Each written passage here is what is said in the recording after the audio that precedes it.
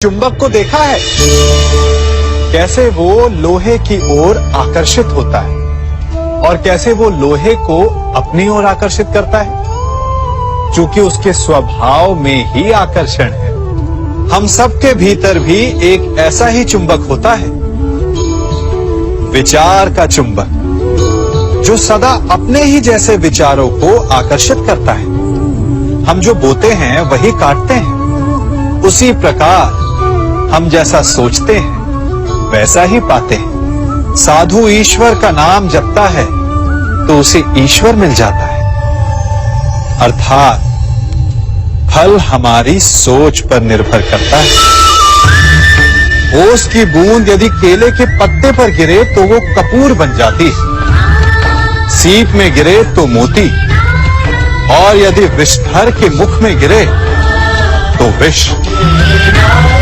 बूंद एक है परंतु उसके प्रारब्ध भिन्न है, क्योंकि उसे आकर्षित करने वालों का व्यवहार भिन्न है। इसलिए यह आप पर निर्भर करता है कि आपको भविष्य में विष चाहिए या अमृत। स्मरण रखिए, हम वही बन जाते हैं जैसा हम सोचते हैं, जैसा विश्वास रखते हैं।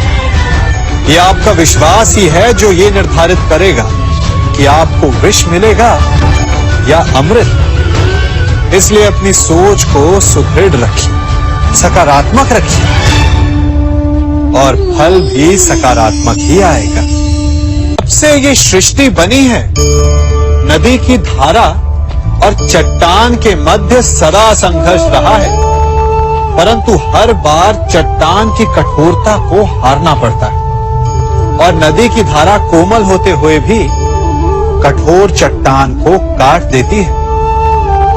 कभी सोचा है क्यों चट्टान इतनी कठोर और जल इतना कोमल, चट्टान इतनी दृढ़ और जल इतना लचीला, फिर भी सदा जल कठोर चट्टानों के मध्य से अपना मार्ग बना ही लेती है? कारण केवल एक है, और वो है लगातार चलने की क्षमता। जल बढ़ता रहता है, चट्टान अडिग रहती है। इसी कारण जल चट्टान को काटकर मार्ग बना लेता है। इसलिए लगातार चलते रहिए, रुकिए मत, क्योंकि चट्टान जैसी हर समस्या को आप भी जल की तरह काट सकते हैं। इस फल को देख रहे हैं आप?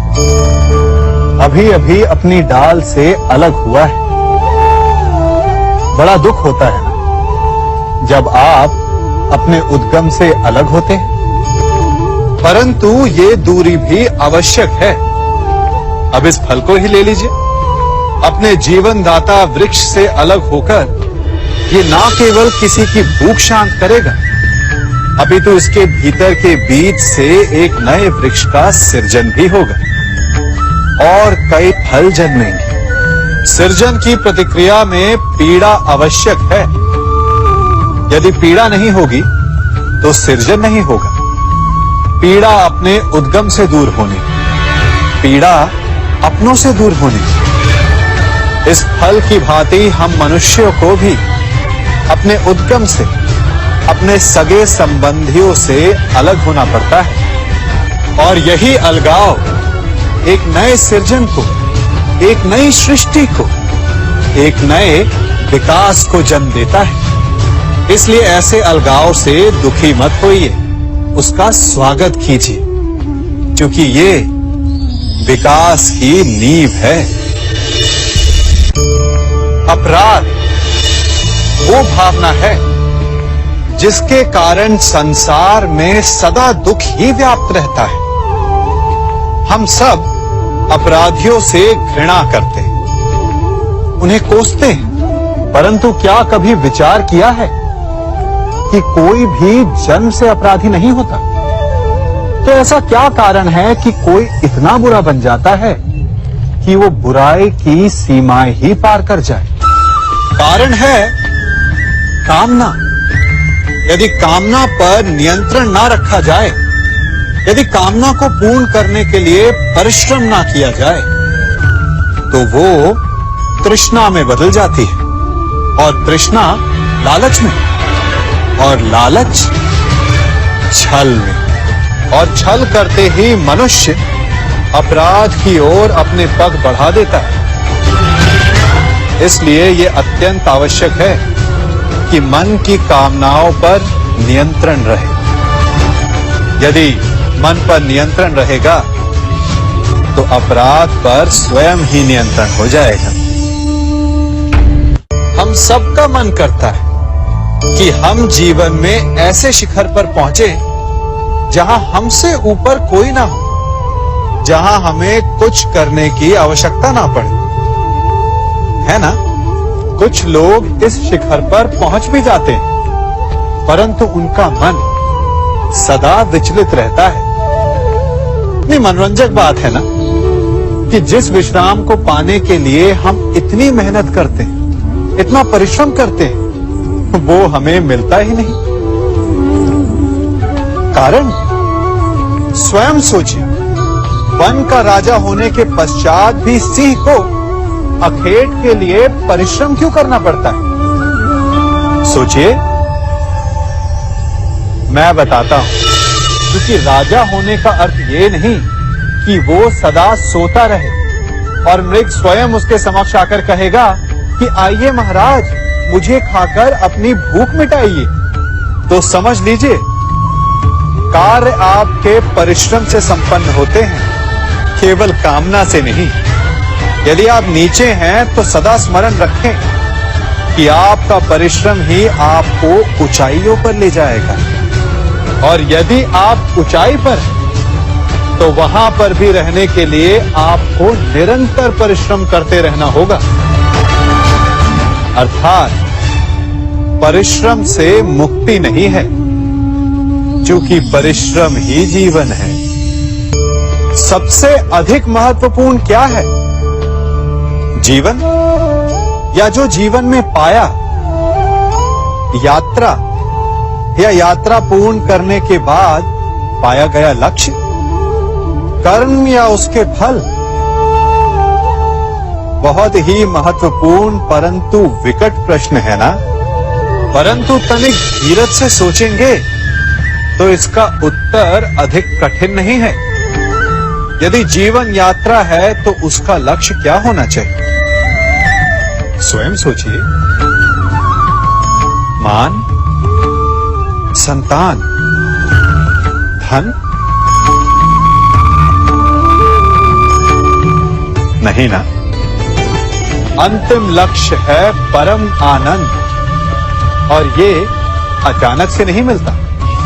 इसे पाने का केवल एक ही उपाय है, और वही आपका कर्म है, वही आपकी यात्रा भी, और वही आपका प्रारब्ध भी है। और आपको कौन बताता है कि आपके लिए सही क्या है? वो है आपका मन, जो मस्तिष्क की भांति हानि और लाभ नहीं सोचता, जो आपको ये बताता है कि शुभ किसमें, संसार का कल्याण किसमें, आनंद किसमें।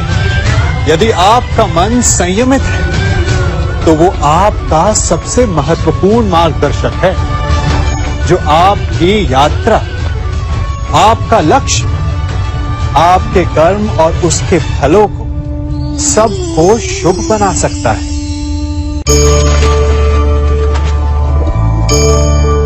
इन पक्षियों को देख रहे हैं आप? इनका उड़ना वायु में इतना संतुलन मुक्त कर देता है ना? इन्हें उड़ते देख आपके मन में भी इच्छा होती होगी कि इन्हीं की भांति आप भी स्वतंत्रता से उड़ पाएं। ईर्ष्या होती है ना, जब आप इन्हें खुले आकाश में ऐसे विचरण करते देखते हैं। पर कभी सोचा है, इस उड़ान को, इस स्वतंत्रता को पाने के लिए कितना परिश्रम, कितना अभ्यास किया होगा इन्होंने?